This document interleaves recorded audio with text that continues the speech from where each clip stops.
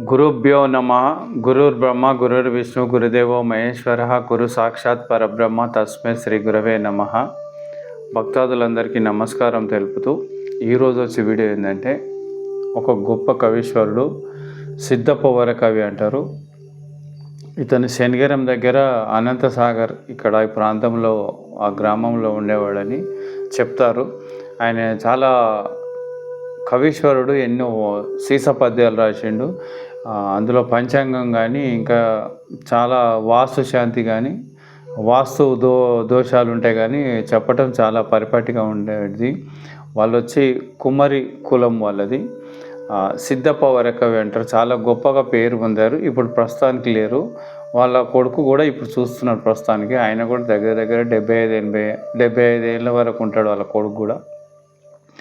ఆయన సిద్ధప్ప రాసినవి చాలా చక్కగా ఉంటాయి పద్యాలు. ఒక పద్యం మనము ఇప్పుడు పరిశీలిద్దాము. సిద్ధప్ప గారు ఎందుకు రాశాడు అంటే, ఇక్కడ ఏంటంటే ఎల్లమ్మలకు పోషమ్మలకు ఇట్లా మేకలు కోసి ఎంత ఎంజాయ్ చేస్తూ ఉంటారు. అంటే వీళ్ళు మొక్కుబడులు తీర్చుకుంటూ ఉంటారు ప్రాణాలని తీసేసి.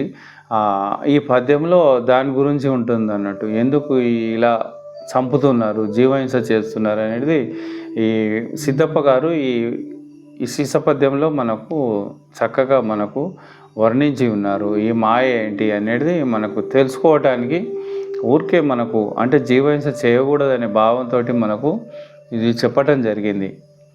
అది పద్యరూపం అంటే ఊరికే పద్యం పాడుతున్నాం కానీ పద్యం మనకి రాగయుక్తంగా రాదు కనుక మనం సింపుల్గా ఆ పదాలని పాడి ఎంతో కొంత అర్థం చేసుకుందాము. మనకేమైనా ఉపయోగపడుతుంది, మన జీవహింస చేయకుండా ఉపయోగపడుతుంది అనే ఆలోచనతో ఈ పద్యం చేయటం జరుగుతుంది. అది వచ్చేసి తెలంగాణలో ఉంటుంది. శనిగరం దగ్గర అన్నసాగరం అని అక్కడ ప్రాంతంలో. నాకు పూర్తిగా ఆ ఊరి పేరు తెలియదు కానీ అక్కడ మొన్న పోయినప్పుడు చెప్తా ఉన్నారు అన్నట్టు. అక్కడ పద్యం ఏంటంటే, మాంకాళి అని పిలిచి మేకపోతులను తెచ్చి నిలపెట్టి చేతిలో నిలిచిపట్టి ప్రాణఘాతకులంత 10 దండంబులు పెట్టి జడతలిమ్మని పైన జలము విడువా నీటితో దడిపిచే నిరుపేద వేషంబు మైదులోపినంతలో మంచిదనచు పడవేసి కత్తిచే ప్రాణంబు తీసియు కోసి పక్వము చేసి కొంగరీతి మృంగవే మైసమ్మ నీవే ఎనుచు చెంగలించి పొంగలేతురు బొంగ తీర్థాలు బట్టి వినుడి మాయప్ప సిద్ధప్ప విహితుడప్ప కనుడి కరుమొప్ప కవి కుప్ప కనకమప్ప. ఎంత చక్కగా మనకు వివరించడం జరిగింది. ఒక మాంకాళి టెంపుల్కి పోయి మాంకాళి అని పిలిచి మేకపోతులను తెచ్చి నిలబెట్టి చేతిలో నిలిచిపట్టి ప్రాణఘాతకులంతా, ఈ ప్రాణఘాతకులే కదా అంటే తీసుకొచ్చి బలి ఇవ్వటానికి, ప్రాణం తీయటానికి ప్రాణఘాతకులంతా 10 దండంబులు పెట్టి, అంటే భగవంతునికి ఒక కాళీమాతకు దండంబులు పెట్టి జడతలిమ్మని పైన జలము విడువ. అంటే జడతలు ఇస్తే అంటే ఆ అమ్మ కోరింది, ఇంకా అమ్మ లోపలికి వచ్చి ఓకే నీ కోరిక తీరుతుంది అని ఆ భావంతో ఉంటున్నారు వీళ్ళు జడతలు. అంటే దానిపైన నీరు పోయంగానే, నీరు పోస్తే ఏమవుతుంది, మనల్ని తిమ్మిద కూడా నీరు పోస్తే ఒకసారి జలతురిస్తుంది కదా, అలా దానికి నీరు పోసి ఇంకా జడతలు ఇవ్వలేదు అనుకో, అది ఇంకా దానిపైన ఇంకా కొడుకు కోరిక తీరలేదు, ఇంకా ఎవరో తీసుకొచ్చి అందరితోటి నీళ్ళు పోపిస్తారు. అది మొత్తం తడిసి ఏమవుతుంది, దానికి జిల్కరించినట్టు అవుతుంది. ఎప్పుడైతే జిల్కరించిందో అమ్మ కనికరించింది, అమ్మ ప్రవేశించి నా కోరికలు మన్నిస్తుంది అని వీళ్ళు సంతోషపడి ఏం చేస్తున్నారు, దాన్ని కింద పడవేసేసి కట్టుకొని తీసుకొచ్చేసేసి దాన్ని కోస్తున్నారు. అంటే చూడు అక్కడ ఎంత అజ్ఞానము. నీరు చల్లకుండా జడతలు ఇచ్చిందంటే వేరే విషయం, నీళ్లు చదివి దాని మీద ఇంకా జడతలు ఇవ్వకుంటే ఇంకా పైన నీళ్ళు పోసి అది ఆటోమేటిక్గా ఏ మేకైనా కానీ మనిషికైనా కానీ నీళ్ళు పోస్తే ఆటోమేటిక్ జడతలు వస్తాయి, అవి జలతరింపులు వస్తాయి కదా. అవి ఇవ్వగానే అవి అబ్బో అమ్మవారు కనికరించిందనే భావంతో అదంతా కూడా వాళ్ళు ఎలా చేశారో ఏం కథో ఇదంతా మూఢత్వము. అంటే పడవేసి ఏం చేసిర్రు, కోసేసి దాన్ని కోసి పక్వం చేసిర్రు, వండిన తర్వాత ఏం చేస్తారు, తీసుకొచ్చిన పళ్ళెం తీసుకొచ్చి అమ్మవారికి మృంగమే వయసమ్మ నీవే అని చెంగలించి, అమ్మ తినమ్మా, నేను వండిన నీ గురించి నా కోరికలు తీర్చు తల్లి అని తిప్పుతూ ఉన్నారు వండింది తీసుకొచ్చి. అమ్మకు తెలియదా, ఒక ప్రాణం తీసేసేసి నిలువున నువ్వు నా కోరికలు అంటే నాకు ఏమన్నా ప్రాణం తీసుకునే అలవాటు ఉందా, నాకు అనవసరంగా మీరు ఇలా చేస్తున్నారని ఆమె ఒక విధమైనటువంటి భావంతో ఉంది. నా బిడ్డలు అమాయకంగా ఈ విధంగా వీళ్ళు నాకు బలి ఇస్తున్నారు, నేనేమో కోరలేదు, వీళ్ళు ఎలా చేస్తున్నారో అర్థం కావటం లేదు అని ఆమె వాపోతూ ఉంది.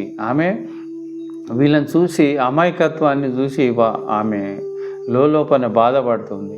ఈ జీవహింస ఏంటి. దాని తర్వాత వీళ్ళు అప్పటికి ఆగకుండా మంచిగా చేసిన తర్వాత మంచి బొంగలు తీసుకొచ్చి, కళ్ళు బొంగలు తీసుకొచ్చి తీర్థాలు బట్టి ఆనందంతో ఉన్నారంట. ఇంకా అమ్మ మనకు కనికరిస్తుంది అని. ఎంత విడ్డూరం కదా ఇది. అక్కడ ఏం చెప్తున్నారంటే బొంగ తీర్థాలు బట్టి వీళ్ళు ఇంకా తాగి చెంగలిస్తారు అన్నట్టు. అంటే ఆమె తింటుందా, మృంగమే వయసమ్మ నీవే అని అంటే మిరుగుతుందా ఆమె? ఇవంతా అజ్ఞానం కాదా? ఇక్కడ సిద్ధప్ప గారు ఏం చెప్తున్నారంటే, ఒక అమాయకమైనటువంటి మేక నిస్వార్థపరురాలు, అక్కడ ఆ మేకకు పాపం తెలియదు, పుణ్యం తెలియదు, దాన్ని తీసుకొచ్చేసి ఆ అమ్మవారికి బలి ఇవ్వటము, దాని తర్వాత దాన్ని వండుకొని తినటము, తీర్థాలు తాగటము, ఇదంతా భక్తి, ఇది అజ్ఞాన దశ. ఇది అనవసరంగా ఒక జీవహింస చేయటం జరుగుతుంది. ఒక ప్రాణి నీవెట్లా ప్రాణి ఉందో దాని లోపల కూడా అదే ఉంది కదా. పరమాత్మ అంతట్లోనూ మిశ్రితమై ఉంది, పశు పక్షాదుల్లో మిశ్రితమై ఉంది, మనసులోను మృగాలలోను అన్నిట్లోనూ ఆ పరమాత్మ ఉంది. కాబట్టి అవి చరిస్తూ ఉన్నాయి, జీవిస్తూ ఉన్నాయి.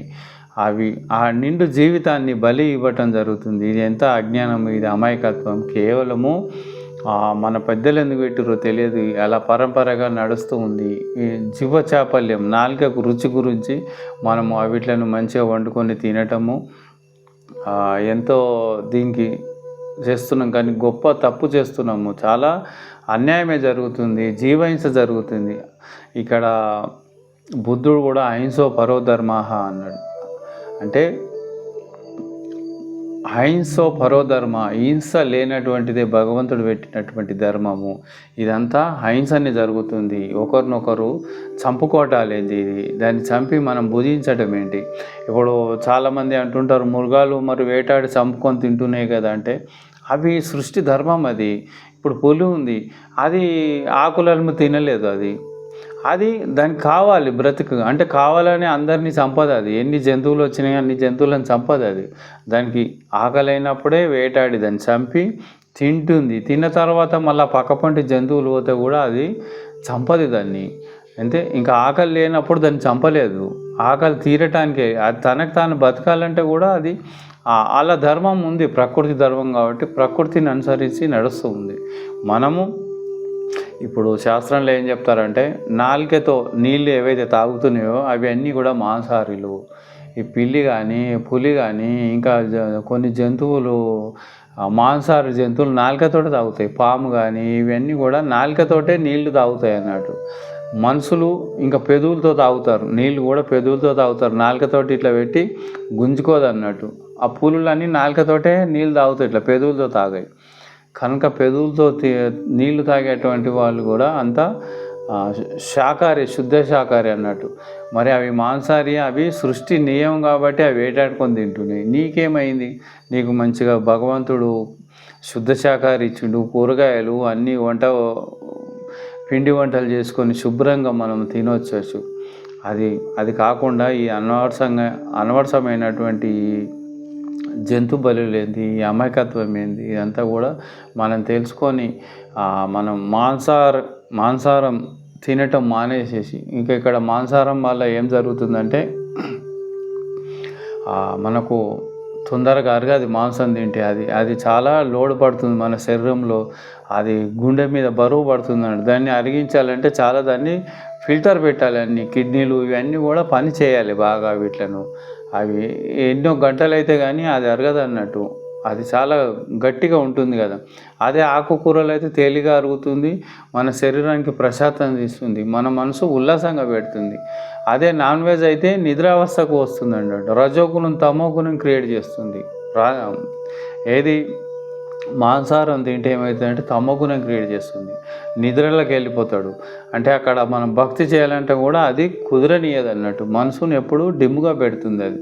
కనుక మనం శుద్ధ సాత్వికారం తింటూ శుద్ధంగా సాత్వికంగా మనము గుణం ఆచరిస్తూ దైవం చేస్తే ఎంత ప్రశాంతంగా తోడుగా ఉంటుంది, మనం ముందుకు పోవటానికి చాలా ఆస్కారంగా ఉంటుంది. కనుక మనము ఇక్కడ సిద్ధప్ప కూడా అదే బాధపడుతున్నాడు. మనము ఎవరైనా తినే అలవాటు ఉన్నటువంటి వాళ్ళు కూడా మెల్లమెల్లగా ఒకసారి మానలేం కనుక అలా మెల్లమెల్లగా మానుకుంటే అది మనకు అలవాటు పడిపోయి ఇల్లో రుచి అలవాటు కావాలి. సాత్వికారంలో కూడా మంచి మంచి రుచులు వండుకొని తినొచ్చు. దీనికి అలవాటు పడాలి. అందులో నుండి ఇందులోకి వచ్చేస్తే మనకు శరీరం కూడా ఫ్యాట్నెస్ పెరగదు, మనం బరువు పెరగము, మన మనసు తేలికపాటు ఉంటుంది. భగవంతుని ధ్యానం చేసుకోవడానికి అనుకూలంగా ఈ శరీరము నిలయం ఉంటుంది. ఈ పవిత్రమైనటువంటి శరీరంలో మనము కలెబరం అంటే ఈ మాంసాహారం వేయటము అది తెలిసిన వాళ్ళకు ఎంత అరిష్టగా ఉంటుంది. అది పవిత్రమైన ఇది ఆలయం లాంటి దేహం ఇది, భగవంతుని ఉచ్చరించే దేహం ఇది. దానికి మనము ఈ నాన్ వెజ్ కానీ ఇవన్నీ కూడా నిషేధించాలి. మనం మునుముందు మనం ధ్యానంలోకి వెళ్ళి చక్కగా మనం తెలుసుకోవాలి. మన జీవితాన్ని సార్థకం చేసుకోవాలంటే మనం ఎంతో కొంత వదిలేసేయవలసి ఉంది.